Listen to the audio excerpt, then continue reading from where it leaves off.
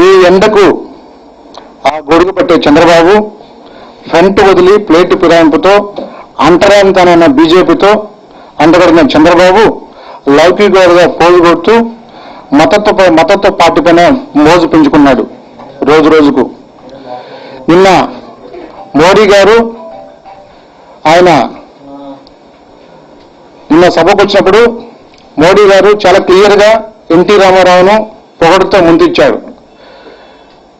నిజంగా ఆ రోజు నేషనల్ ఫ్రంట్ పెట్టి రామారావు గారు కాంగ్రెస్ వ్యతిరేక శక్తులన్నీ కలుపుకొని ఆ రోజు కాంగ్రెస్ అనే పార్టీని తరమాలని చెప్పేసి ఏకైక నిర్ణయంతో దృఢ సంకల్పంతో తెలుగు వారందరినీ కూడా అదేవిధంగా కాంగ్రెస్ వ్యతిరేక సంఘాలను కలిపి ఆ రోజు నేషనల్ ఫ్రంట్ ఏర్పాటు చేసి కాంగ్రెస్ వ్యతిరేకంగా పనిచేసి ఆ రోజు ఇటు రాష్ట్రంలో తెలుగుదేశం పార్టీని కానీ సెంట్రల్లో నేషనల్ ఫ్రంట్ ఏర్పాటు ఆయన చాలా ఆ రోజు ముందుకు వచ్చారు ఎన్టీ రామారావు గారు.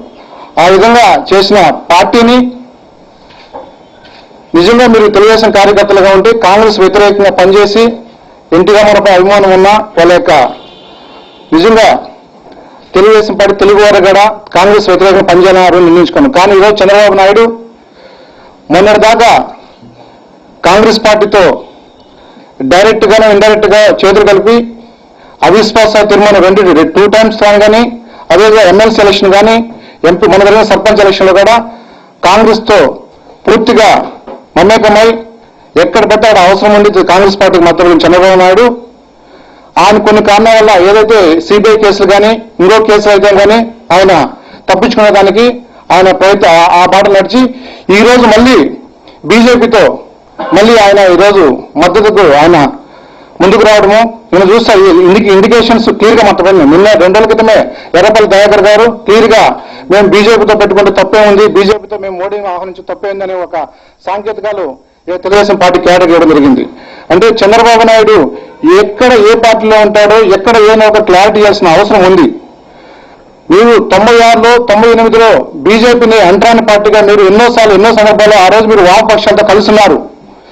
మీరు వామపక్షాలతో కలిసి బీజేపీని అంటరాని పార్టీగా ఎండగడుతూ ఏదైతే 99లో అటల్ బిహారీ వాజ్పేయి గాలి వీస్తుందో ఆ పవనాల్లో మీరు కొట్టకొచ్చి ఆయన బీజేపీ సెంటిమెంట్ తో బీజేపీ పవనాలు ఏదో క్లియర్గా ఉండాలి అధికారంలోకి వస్తుందని చెప్పేసి వామపక్షాలు మీ పార్టీతో నడుస్తున్న పార్టీలని నట్టేటి ముంచేసి ఆ రోజు మళ్ళీ మీరు బీజేపీతో రావడం. దానికంటే ముందుగా బీజేపీ మీరు చేసిన అధికారంలో 9 సంవత్సరాల అధికారంలో మీరు చేసిన లోటుపాట్లు మీరు ఈ రాష్ట్రంలో అన్యాయాలు అక్రమాలు అన్ని రకరకాలుగా ఎత్తి చూపించి ఒక 100 పాయింట్లతో బీజేపీ ఆ రోజు మీ పైన షార్ట్ షీట్ అని చెప్పేసి మన ప్రభుత్వం వేస్తే ఖచ్చితంగా చంద్రబాబు నాయుడు పైన అన్ని బయట పెట్టాలనే ఉద్దేశంతో ఆ రోజు ముందు బీజేపీ చెప్పడం తర్వాత మీరు పరిగెత్తుకుంటా పోయేసి ఖచ్చితంగా ఈ రోజు బీజేపీకి మేము మొత్తం అని చెప్పేసి అన్ని వామపక్షం నెట్టాడి బీజేపీకి ఆ రోజు మద్దతుగా ఇచ్చి మీరు ఈరోజు రావడం జరిగింది. అదేవిధంగా మళ్ళీ మీరు 2012 ఎలక్షన్లో జగన్మోహన్ రెడ్డి గారి ఎలక్షన్లో మేము బీజేపీతో పొత్తు పెట్టుకొని చారిత్రాత్మక తప్పు చేశాము అని చెప్పేసి కడపలో ఆ రోజు కూడా మీరు చెప్పడం ఈ రోజు మీరు చేసిన తప్పు అని చెప్పేసి బీజేపీతో పొత్తు పెట్టుకుని పెద్ద తప్పు అని చెప్పారు. ఆ రోజు జగన్మోహన్ రెడ్డి గారిని మీరు బీజేపీతో సంబంధాలు పెట్టుకొని చెప్పేసి మీరు అందరూ కూడా ఈ రోజు చెప్పడం జరిగింది. కానీ ఆ రోజు ప్రజలు కూడా ఎక్కడ కూడా నమ్మలేదు. ఎందుకంటే మీరు ఓసరు బిల్ల రంగులు మార్చాలని చెప్పి ప్రజలందరికీ తెలుసు. ఈ రోజు మళ్ళీ మీరు క్లియర్ కట్ గా నిన్న మీ ఈఎంపీని మోడీ గారికి పంపి లాస్ట్ కు కుటుంబ సభ్యులు కూడా మీ యొక్క అవకాశాలు ఉపయోగించే పరిస్థితి ఈరోజు బాలకృష్ణ గారు నా కూతురు పెళ్లి మీరు ఆహ్వానిస్తామని చెప్పి రావడము, అదేవిధంగా మీ టీడీపీ క్యాడర్లు అందరూ కూడా మోడీకి నిన్న ఆహ్వానం మీరు పంపడము, అందరితో చర్చ జరపడము, ఈ విధంగా సంకేతాలు మీరు బీజేపీతో కలుస్తున్నామని క్లియర్ కట్ గా ఈ రోజు చెప్పడం జరిగింది. అదేవిధంగా కొంతమంది టీడీపీ నాయకులు కొంతమంది అంటున్నారు మేము ఖచ్చితంగా గుజరాత్ లో అభివృద్ధి నినాదము ఈ పక్క చంద్రబాబు డెవలప్మెంట్ మేము జరుగుతున్నది. మేము ఒకటే అంటున్నాం, గుజరాత్ లో ఏ సామాన్యుడు కూడా న్యాయం జరిగే పరిస్థితి లేదు. ఒక ఉన్న వాళ్ళకే పెట్టుబడులకే జరుగుతుంది. ఎందుకంటే కొన్ని వనరులు సమీకరణలు అక్కడ ఉన్నాయి కాబట్టి డెవలప్మెంట్ కొద్దిగా వేగంగా పుంజుకున్నది. అదేవిధంగా 9 సంవత్సరాలు చంద్రబాబు నాయుడు గారు చేసిన కూడా ఏమీ లేదు. ఆయన 94లో రామారావు ప్రజలు ఆయన చూసి ఓటేశారు. అదేవిధంగా 95లో మీరు ఎన్నుపోటు పొడిచి మళ్ళీ అధికారంలోకి వచ్చారు. బీజేపీ మద్దతు మళ్ళీ మీరు 99లో మళ్ళీ మీరు అధికారంలో రాగలరు. అదేవిధంగా స్థానిక ఎలక్షన్ మిమ్మల్ని చీకొట్టారు ప్రజలు. ఇవన్నీ కూడా మీరు దృష్టిలో పెట్టుకొని మీరు ఖచ్చితంగా మీ యొక్క ఈ ఆంధ్రప్రదేశ్ రాష్ట్ర ప్రజలకు మీరు క్లారిటీ ఇవ్వాల్సిన అవసరం ఎంతైనా ఉందని చెప్పేసి మీ కూడా మేము తెలియజేస్తున్నాం. పోతే అదేవిధంగా మేము మళ్ళీ అంటున్నాం, ఇటు మోడీ ప్రభుత్వం కానీ, ఇటు చంద్రబాబు నాయుడు కానీ, ఇలాంటి కాంగ్రెస్ ప్రభుత్వం చేస్తున్న ఇది కానీ రాజశేఖర రెడ్డి ముందు రాజశేఖర రెడ్డి పెట్టిన అభివృద్ధి పథకాలు అయితేనే, రాజశేఖర రెడ్డి గారు చేసిన సంక్షేమ పథకాలు అయితేనే, రాజశేఖర రెడ్డి పెట్టిన అనేకమైన బడుగు బలహీన ప్రజలు, అదేవిధంగా రైతు సోదరులకు అనేక విధంగా అభివృద్ధి పథకాల ముందు ఇట్లా మోడీ ప్రభుత్వం కానీ, ఇట్లా టీడీపీ ప్రభుత్వం కానీ, ఇప్పుడు చేస్తున్న ఇప్పుడు కిరణ్ కుమార్ రెడ్డి ఉన్న అధికారం ఉన్న ఈ కాంగ్రెస్ ప్రభుత్వం కానీ కనీసం 1% అంటే 1% పనికిరాదని చెప్తున్నాను. ఎందుకంటే సామాన్యమైన గ్రామం నుంచి ప్రతి కూలి పని చేసుకున్న ప్రతి ఒక్కరు కూడా ఎన్నెన్నో అద్భుతమైన పథకాలు పెట్టి ఆంధ్రప్రదేశ్ లో వాళ్ళ గుండెలో స్థిరసాగా నిలిచిన వ్యక్తి అంటే రాజశేఖర రెడ్డి గారు.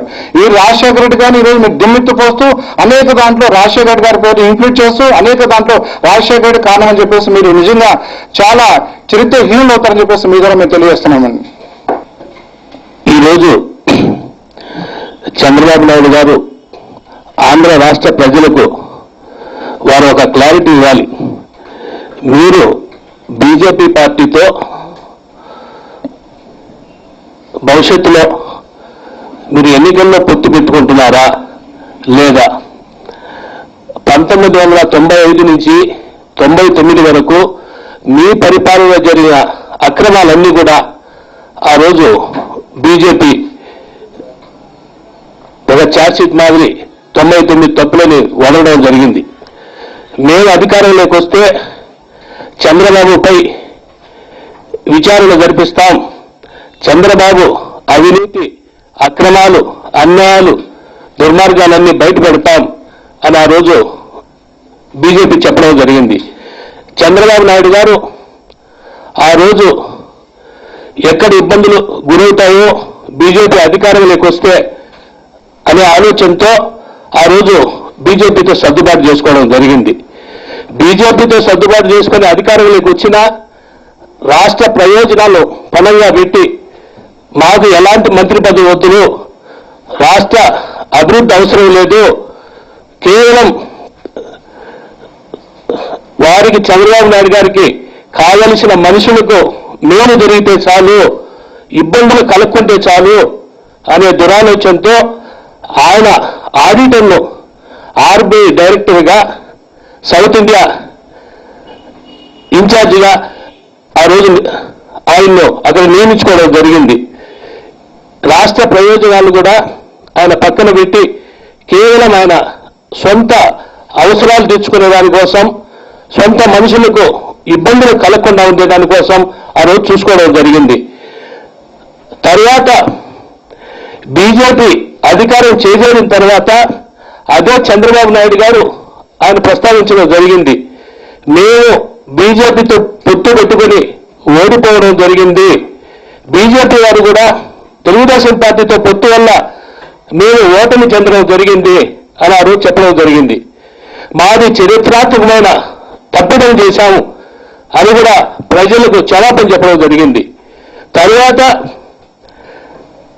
ఆయన ఊసర విల్లిలా రంగులు మారుతూ కాంగ్రెస్ పార్టీ ఎక్కడ ఈయన అవినీతి అక్రమాలను బయటపడుతుందో, ఎక్కడ సిబిఐ ఎంక్వైరీ ఇస్తుందో అనే ఆలోచనతో కాంగ్రెస్ పార్టీ పెద్దలతో సఖ్యతగా మెలగడం జరిగింది. ఆయన చిదంబరంతో మాట్లాడడం వాస్తవం కాదా? కాంగ్రెస్ పార్టీ అధిష్టానంతో పలుమార్లు చర్చలు జరపడం నిజం కాదా? ఇకపోతే యూపీఏ గవర్నమెంట్ను దాన్ని స్థిరంగా ఉంచడానికి చంద్రబాబు నాయుడు గారు ఆ రోజు వారికి మద్దతు తెలపలేదా? ఇక రాష్ట్రానికి వస్తే కిరణ్ కుమార్ రెడ్డి గారి సర్కారుకు అవిశ్వాస తీర్మానం ప్రవేశపెట్టినప్పుడు వారు విప్ మరీ జారీ చేసి ఇక్కడ కాంగ్రెస్ పార్టీని పడిపోకుండా ఆయన కాపాడడం ఇది వాస్తవం కాదా? ఆ రోజు ఈ రాష్ట్రంలో ప్రభుత్వం పడిపోయి ఉంటే ఈ రోజు ఈ రాష్ట్రంలో ఈ గందరగోళ పరిస్థితులు ఉండేవి కాదు. ఈ రాష్ట్రం అగ్నిగుండంగా మారే పరిస్థితులు లేవు. ఇలాంటి ఎన్నో తప్పిదాలు చేసి ఇప్పటికి బీజేపీతో ఆయన సఖ్యత ఏర్పరచుకోవడానికి చేస్తున్న ప్రయత్నాలు ఇది నిజం కాదా? ఇది ప్రజలకు మీరు వివరణ ఇవ్వాలి. భవిష్యత్తులో బీజేపీతో మీ యొక్క సఖ్యత ఉంటుందా, లేకుంటే బీజేపీకి మేము శత్రువులుగానే మిగులుతావా అని మీరు ప్రజలకు వివరణ ఇవ్వాలా. ఇకపోతే మీ పార్టీ నాయకులు మొన్ననే చెప్పడం జరిగింది, మోడీ గారు అక్కడ గుజరాత్లో ఎంత అభివృద్ధికి ఆంధ్ర రాష్ట్రంలో చంద్రబాబు నాయుడు గారు అభివృద్ధికి వాళ్ళు ప్రతీకలు అని చెప్పడం జరిగింది. నిజంగా రాజశేఖర రెడ్డి గారి దివంగత నేత రాజశేఖర రెడ్డి గారి హయాంలో ఈ రాష్ట్రంలో జరిగిన అభివృద్ధి ప్రపంచంలో అన్ని దేశాలు కూడా ఒక స్తుతించే విధంగా ప్రతి సామాన్య మానవుని దగ్గర నుంచి ప్రతి ఒక్కరికి కూడా మేలు జరిగే విధంగా ఎంతో అభివృద్ధి సంక్షేమ పథకాలు ప్రవేశపెట్టడం జరిగింది. ఈ రోజు గుజరాత్లో ఆంధ్ర రాష్ట్రంలో రాజశేఖర రెడ్డి గారు 5 సంవత్సరాల టైంలో 1,30,000 టన్నుల నుంచి దాదాపు 2 లక్షల టన్నుల వరకు కూడా గణనీయంగా ఆహార ధాన్యాలు ఉత్పత్తి పెరగడం జరిగింది. ఈ రోజు గుజరాత్లో ప్రతి దప్పక వేరే ఆహార ధాన్యాలు మన ఆంధ్ర రాష్ట్రంతో ఏనాడు కూడా ఆ రోజు సరితూగలేదు.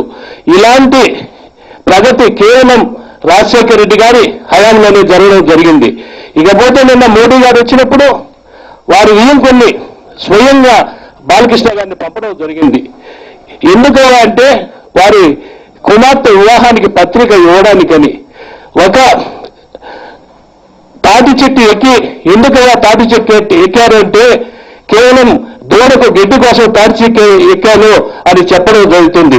చంద్రబాబు నాయుడు గారి ప్రవర్తన కూడా ఈ రోజు కేవలం బాలకృష్ణ గారు వారి పెళ్లి వెడ్డింగ్ కార్డు ఇవ్వడానికి వెళ్ళడం జరిగింది అని చెప్పడం జరుగుతుంది. ఈ రోజు మోడీ గారు వారు తెలుగుదేశం పార్టీకి ఆహ్వానం పలికారు.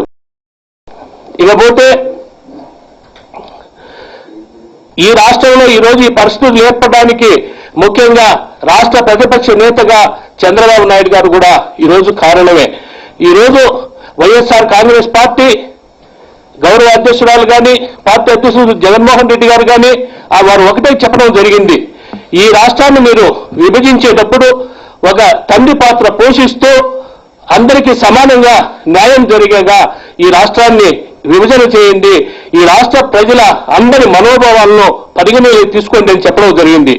కానీ ఈరోజు కాంగ్రెస్ పార్టీ హైకమాండ్ కావచ్చు, యూపీఏ ప్రభుత్వం కావచ్చు, కేవలం మేము ఇలా ఈ రాష్ట్రాన్ని విభజిస్తున్నాం అని ఏ పార్టీకి కూడా ముందుగా తెలపలా. కేవలం ఒక్క రోజులో కనీసం ఒక కుటుంబం విడిపోవాలన్నా ఒక గ్రామంలో కావచ్చు, ఆ పెద్ద మనిషి సమస్యలో కేవలం వాళ్ళ ఆస్తిపాస్తులు కావచ్చు, డబ్బు కావచ్చు, వేరే వస్తువులు కావచ్చు, కనీసం వారం రోజులు 10 రోజులు పడుతుంది.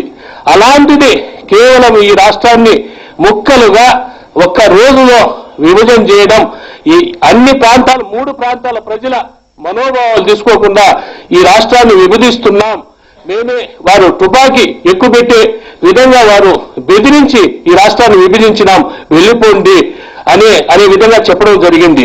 ఈరోజు అందరికీ న్యాయం చేయాలా, 3 ప్రాంతాల వారికి కూడా న్యాయం జరిగే విధంగా విభజన చేయండి అనే ఆలోచనతో ఈరోజు పార్టీ గౌరవ అధ్యక్షురాలు కానీ జగన్మోహన్ రెడ్డి గారు కానీ ఒక క్లారిటీగా ఈరోజు వారు రాజీనామాలు చేయడం జరిగింది.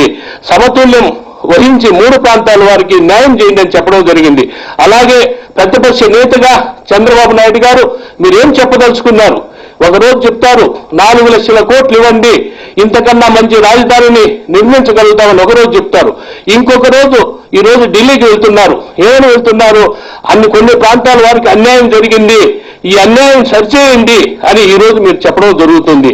ఇదే విషయం మీరు ముందుగా చెప్పి ఉంటే ఇలాంటి అన్యాయాలు జరిగి ఉండవు, అందరికి కూడా సమాన న్యాయం జరిగేది. ఇకపోతే మన దిగ్విజయ్ సింగ్ గారు చెప్పడం జరిగింది, ఇది దివంగత నేత రాజశేఖర రెడ్డి గారికి ఆయన కళను నిజం చేశామని. నిజంగా రాజశేఖర రెడ్డి గారు ఆ రోజు ఏం చెప్పారు? 3 ప్రాంతాలు అభివృద్ధి చెందండి, 3 ప్రాంతాలు అభివృద్ధి చెందినాక మీరు ఎలా నిర్ణయం తీసుకున్నా పర్వాలేదు, తెలంగాణ ప్రాంతంలో కూడా బాగా అభివృద్ధి చేసి ఆ ప్రాంతంలో కూడా అన్ని ప్రాంతాలకు సమాన న్యాయం చేసిన తర్వాత ఏ నిర్ణయం తీసుకున్నా పర్వాలేదని ఆ రోజు రాజశేఖర రెడ్డి గారు ఆ రోజు చెప్పడం జరిగింది. అదే విధంగా తెలంగాణ ప్రాంతంలో బాగా అభివృద్ధి జరిగింది. తెలంగాణ ప్రాంతంలో ఏ ఎన్నికలు జరిగినా, శాసనసభ ఎన్నికలు కావచ్చు, ఇంకా ఎన్నికలు జరిగినా కాంగ్రెస్ పార్టీ అత్యధిక స్థానాలు కూడా ఆ రోజు రాజశేఖర రెడ్డి గారి నాయకత్వంలో ఆ రోజు గెలవడం జరిగింది. ఈ రోజు కేవలం రాజశేఖర రెడ్డి గారిని, వైఎస్ఆర్ కాంగ్రెస్ పార్టీని ఏదో ఒక విధంగా ఇరుకులు పెట్టాలా, దుమ్మెత్తిపోయాలనే ఆలోచనతో ఈ రోజు మీరు చేసే ప్రకటనను తీవ్రంగా ఖండిస్తున్నాం. ముఖ్యంగా ప్రతిపక్ష నేత చంద్రబాబు నాయుడు గారు భవిష్యత్తులో మీరు బీజేపీతో పొత్తు పెట్టుకోదలుచుకున్నారా, లేకుంటే బీజేపీతో మీరు శత్రువులుగా మిగులుతారా? మీరు ప్రజలు ఈ రోజు అందరూ కూడా అనుమానిస్తున్నారు. మీరు నిన్న చేసిన మోడీ ప్రసంగం కావచ్చు, బాలకృష్ణ వెళ్ళి వాళ్ళను సంప్రదించడం కావచ్చు, ఎర్రబెల్లి దయాకర్ రావు గారు మాట్లాడడం కావచ్చు, ఈ రోజు బీజేపీ పార్టీతో భవిష్యత్తులో చంద్రబాబు నాయుడు గారు పొత్తు పెట్టుకుంటారు, ఎన్నికల్లో వారు అలయన్స్ ఉంటుందని ప్రజలంతా కూడా ఈరోజు ఎదురు చూస్తున్నారు. మీరు తప్పకుండా వివరణ ఇవ్వాలా, మీరు బీజేపీ పార్టీతో సఖ్యతగా ఉంటారా, లేకుంటే మీరు చెప్పిన విధంగానే శత్రుత్వంగా ఉంటారా అని కూడా వివరణ ఇవ్వాలని మేము కోరుతున్నాం.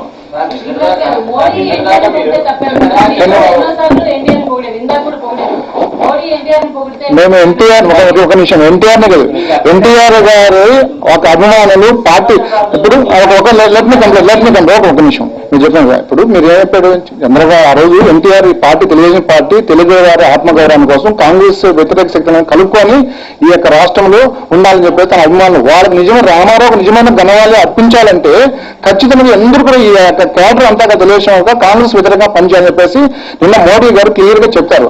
అప్పుడే ఎన్టీఆర్ నిజంగా అర్పించాలని చెప్పేసి క్లియర్ గా నేను దాన్ని మీకు ఎక్స్ప్లెయిన్ చేశాను.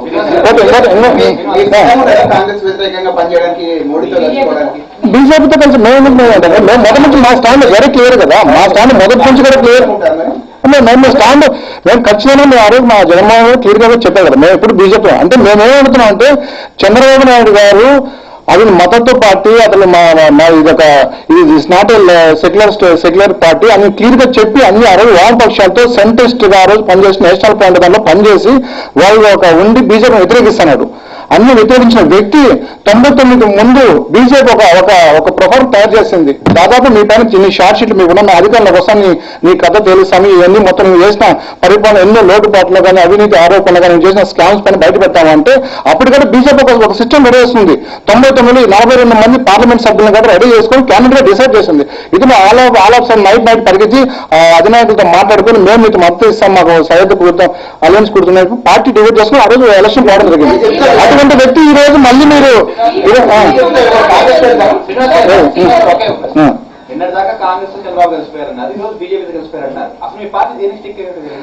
మేము మా స్టాండ్ తీరుకున్నాం. మా పార్టీ కాంగ్రెస్ పార్టీకి వ్యతిరేకంగా ఉన్నాము, చంద్రబాబు నాయుడు వ్యతిరేకంగా ఉన్నాము.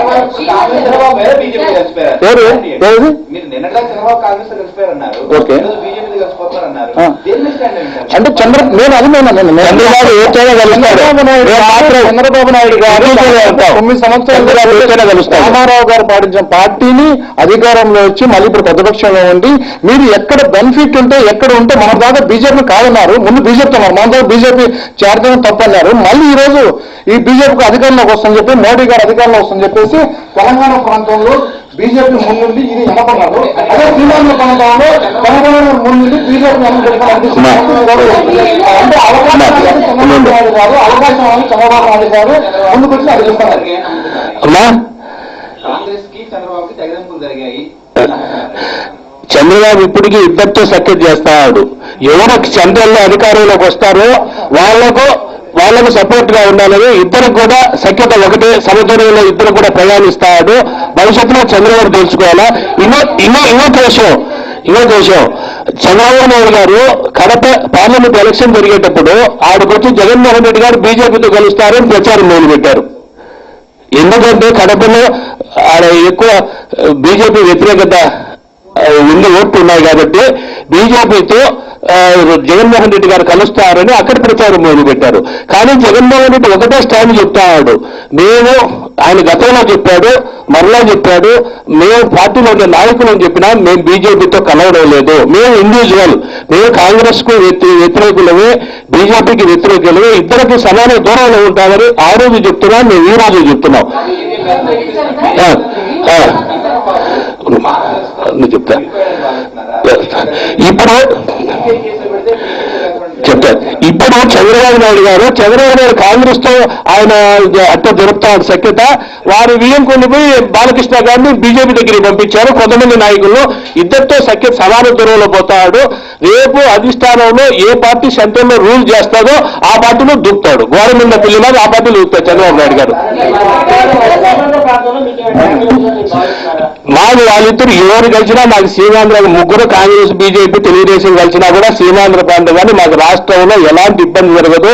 వైఎస్ఆర్ కాంగ్రెస్ పార్టీ నెంబర్ 1 ముందంజలో ఉంటుంది. మూడు పార్టీలు కలిసినా కూడా.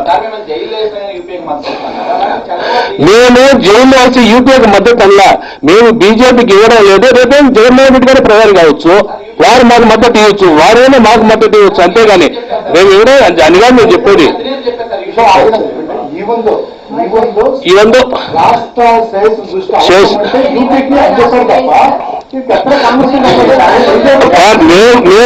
మేము రాష్ట్రంలోనే అవిశ్వాస తీర్మానం చూశారు. మేము కాంగ్రెస్ పార్టీకి వ్యతిరేకంగా ఓటేశాం. కాంగ్రెస్ పార్టీకి అనుకూలంగా చంద్రబాబు ప్రవర్తించాడు. ఇక్కడ రాష్ట్రంలో ఉన్న ప్రతిపక్ష పార్టీలన్నీ కూడా వ్యతిరేకంగా ఓటిస్తే ఒక్క చంద్రబాబు ఈ గవర్నమెంట్ నిలబెట్టాడు.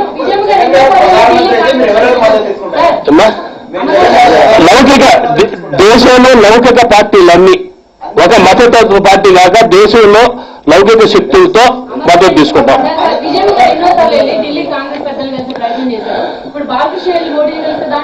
మా విజయన్ గారు ఇప్పుడు ఢిల్లీకి వెళ్ళిన కలిసలేదు, రాష్ట్రపతి గారిని కలిసినారు. ఒక రాష్ట్రపతి ఒక ప్రథమ పౌరుడిగా నేను చెప్తాను. మరి చూడమా, ఇప్పుడు ఆయన ప్రణబ్ ముఖర్జీ గారు ఆయన పైన చాలా క్లీన్ సీట్ ఉంది. ఒక వ్యక్తి రాష్ట్రపతిగా ఉంటే ఈ దేశానికి మంచి జరుగుతుంది చెప్పేసి ఓటుకు వినియోగించుకోవాలి. ప్రజాస్వామ్యంలో ఉన్నప్పుడు ప్రతి పౌరుడు ఓటుకు వినియోగించాల బాధ్యత. ఒక మంచి వ్యక్తి రాష్ట్రపతి ఎన్నుకోవడానికి మేము ఓటేస్తాం. మేము మా పార్టీ గౌరవాధ్యక్ష విజయం కలిసి తప్పలేదు. పార్టీ అధ్యక్షుడు ఆయన రాష్ట్రపతిగా పార్టీ గౌరవాధ్యక్షుగా ఈ రాష్ట్రంలో జరుగుతున్న అన్యాయ అక్రమాలు మేము చూపించేదానికి రిప్రజెంట్ చేయడం మేము పోయాం. దాని తప్ప మాకు అవును మేము చంద్రబాబు నాయుడు మాదిరిగా చీకట చిదంబరం చంద్రబాబు నాయుడు మాదిరి చీకట చర్మ కావడం కానీ, దిగ్విజయ్ సింగ్ కావడం కానీ, అహ్మద్ పరాగాలను కావడం కానీ, షిండిన కావడం మేము చేయలేదు. ఆయన ప్రతి ఒక్కటి ఆయన ఎక్కడైతే ఎంఆర్ఓ వ్యవహారాలు అయితే ఉన్నాయో, ఐఎంజీ భూమి ఉన్నాయో, ఎన్ని ఎక్కడైతే సిబిఐ ఎంక్వైరీ చేస్తుందో, సిబిఐ షార్ట్ షీట్ వేస్తుందో, అరెస్ట్ చేస్తామంటే ఆయన చేశారు. మేమైతే చాలా క్లియర్ గా ఉన్నాం కదా. అందుకే మేము ఈ రోజు కూడా మేము బీజేపీతో ఎక్కడ అనుకోడు. మళ్ళీ బీజేపీ రేపు అధికారంలో వస్తే నా పని ఎక్కడ ఇది పడుతున్నాయి చంద్రబాబు భయపడి అధికార దాహంతో బీజేపీతో కలిసేయడానికి మోడీకి ఒక సంకేతాలు క్లియర్ గా ఎర్రపల్లి గాయత్రి అయితే నిన్న బాలకృష్ణ అయితే ఇంకొక విషయం తెలుసా, ఈవెన్ టీడీపీలో ఐటీ వింగ్ కూడా నిన్న మోడీకి అన్ని మొత్తం అన్నికి బహిరంగ సభకు అన్ని ఏర్పాట్లు చేశారు. టీడీపీ ఐటీ వింగ్ కూడా మీకు తెలుసా ఎందుకు కూడా కాంగ్రెస్ పార్టీ సిబిఐ కేసులు బనాయించాలని చూస్తే వెళ్ళి మోడీని కలగడం అనేది అసలు అర్థం. అంటే మొన్నటి మీరు ఒక వాదన చేశారు, ఇప్పుడు కొత్త వాదన చేస్తారు. నీకు అక్కడ చంద్రబాబు నాయుడు క్లారిటీ కలిసి అడుగుతున్నాం కదా, మీరు కాంగ్రెస్ లో పర్మనెంట్ గా ఉంటారా బీజేపీ ఉన్నారు? మీ కాంగ్రెస్ లో ఎన్నో సంబంధం కన్ను అవుతున్నాయి. ఒక దగ్గర కన్ను చేసుకుంటూ బీజేపీకి లైన్ క్లియర్ చేసుకున్నారు. రేపు అధికారంలో ఈ రాష్ట్ర ప్రజలు డిసైడ్ అవుతున్నారు. ఖచ్చితంగా ఈ రాష్ట్రంలో ఈ పార్టీలో మళ్ళీ రాజశేఖర రెడ్డి గారి అభివృద్ధి పథకాలు అయితేనే ఏదైతే పేదవాడికి న్యాయం జరుగుతుందో, రైతుకు న్యాయం జరుగుతుందో, అదే ఉద్యోగస్తులకి ప్రతి ఒక్కరు న్యాయం జరుగుతున్న వ్యక్తి రాజశేఖర పాలన మళ్ళీ అందించాడు ఒకే వ్యక్తి జగన్మోహన్ రెడ్డి అని చెప్పేసి ఈ రాష్ట్ర ప్రజల కోసం వెయిట్ చేస్తున్నారు. ఖచ్చితంగా రేపు జరగబోయే ఎలక్షన్ డిసెంబర్ 6 మార్చి జరిగే ఎలక్షన్ ఖచ్చితంగా ఈ రాష్ట్ర ప్రజలను కూడా వైఎస్ఆర్సీపీకి ఓటేస్తారు. ఖచ్చితంగా రాష్ట్రంలో మళ్ళీ రాజశేఖర పాలన అందించాలని దేశ ప్రజలు వాళ్ళు ఇష్టపడితే తప్పకుండా అలంకరిస్తారు. దేశ ప్రజలు చెప్పండి, వాళ్ళు ఇష్టపడ్డారు కదా.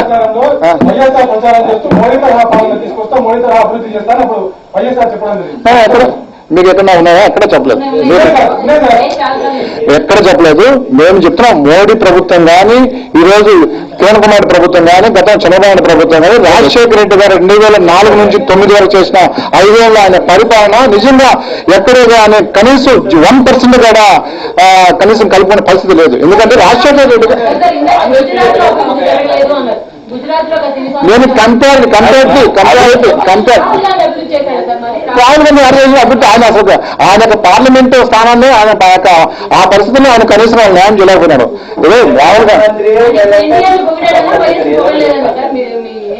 నేను చెప్పింది మీరు క్లియర్ గా ఎన్టీఆర్ గారిని మోడీ గారు క్లియర్ పోటీ ముంచెత్తాడు. ఎందుకంటే అటువంటి నిజమైన నివాళులు అర్పించాలంటే ప్రతి ఒక్కరు కాంగ్రెస్ వ్యతిరేకంగా పనిచేయాలని చెప్పేసి అప్పుడే రామారావు నిజమైన నివాళులు వస్తుందని చెప్పేసి మోడీ గారు నిజమా. కానీ అదే చంద్రబాబు నాయుడు గారి వెన్నుపోటు కూడా మోడీ గారు ఆంధ్ర రాష్ట్ర ప్రజలకు చెప్పింటే బాగుండేది. అది కూడా చెప్పింటే ఈ రోజు చంద్రబాబు నాయుడు గారు నేను ఆత్మగౌరవం తెలుగు ప్రజల యాత్ర అంటున్నాడు. ఏందో చెప్పిందా ఏందో ఆత్మగౌరవం, ఏదో ఎంతో గొప్ప వ్యక్తి ఆత్మగౌరవాన్ని దేశ ప్రజలకు చాటి చెప్పిన వ్యక్తి. అలాంటి వ్యక్తికే వెన్నుపోటు పొడిచిన చంద్రబాబు నాయుడు గారు ఆ యాత్ర పెట్టి బాగుంటుంది. నా వెన్నుపోటు ఎలా పొడిచాడని